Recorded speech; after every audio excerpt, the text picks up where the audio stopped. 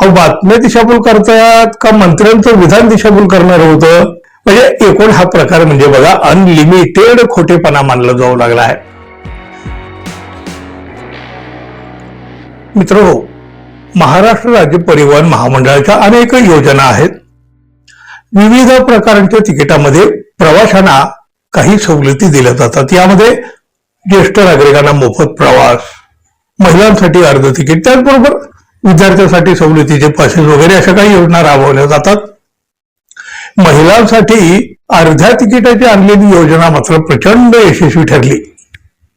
हो, अगदी महिलांना तर याचा फायदा झालाच, पण या योजनेमुळे एसटीचे प्रवासी सुद्धा वाढले. म्हणजे खरं तर या योजनेनं एसटीला सुद्धा मोठा फायदा करून दिलेला आहे. सगळं काही व्यवस्थित सुरू असताना परिवहन मंत्री प्रताप सरनाईक यांनीच या योजनेमध्ये अचानक एक अडचण निर्माण केली.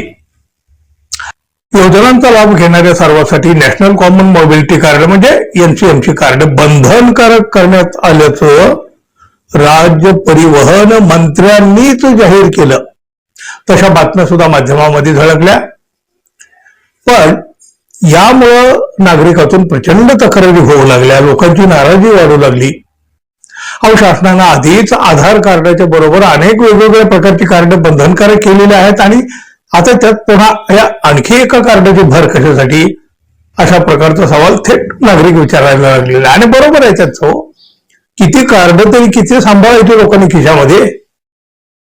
आणि शिवाय हे कार्ड 199 रुपयाला विकत घेऊन त्यात कमीत कमी 100 रुपयाचा बॅलन्स आणि ते रिचार्ज सुद्धा 50 रुपयाच्या पटीत होणार असल्यामुळं या गोष्टी देखील सर्वसामान्य खेडेपाड्यातल्या प्रवाशांसाठी जाचक आहेत.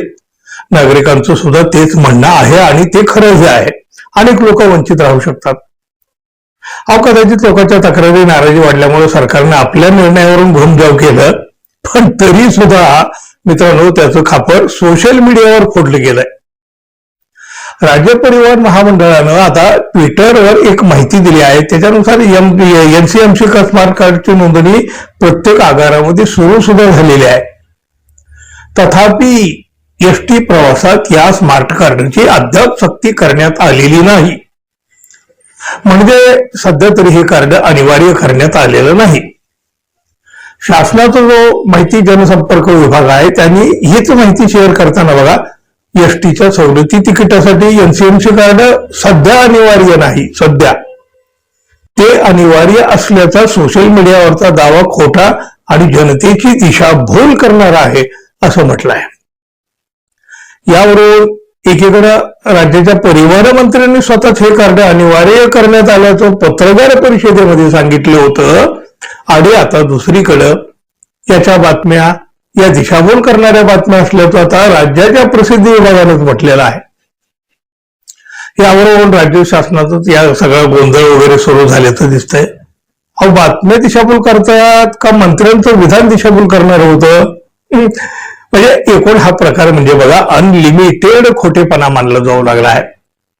एसटीच्या योजनेचा लाभ घेण्यासाठी हे कार्ड अनिवार्य असल्याचं स्वतः परिवहन मंत्री प्रताप सरनाईक यांनीच सांगितलेलं होतं. आणि आता काय सांगितलं जात आहे, या बातम्या दिशाभूल करणाऱ्या आहेत.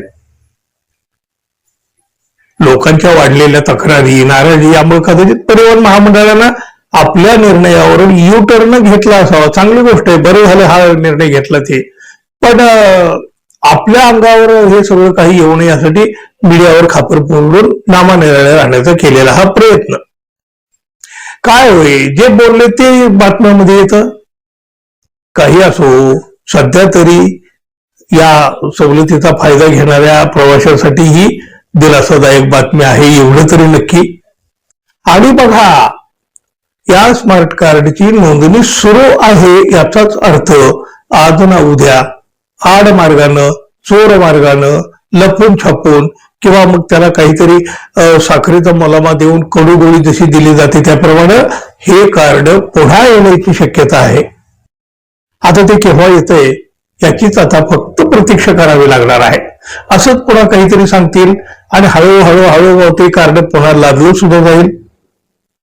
पाहूया आता परिवहन मंत्री प्रताप सरनाईक हळूहळू का होईना ही कडूगोळी या प्रवाशांना कशी देता येते तोपर्यंत आपण वाट पाहू.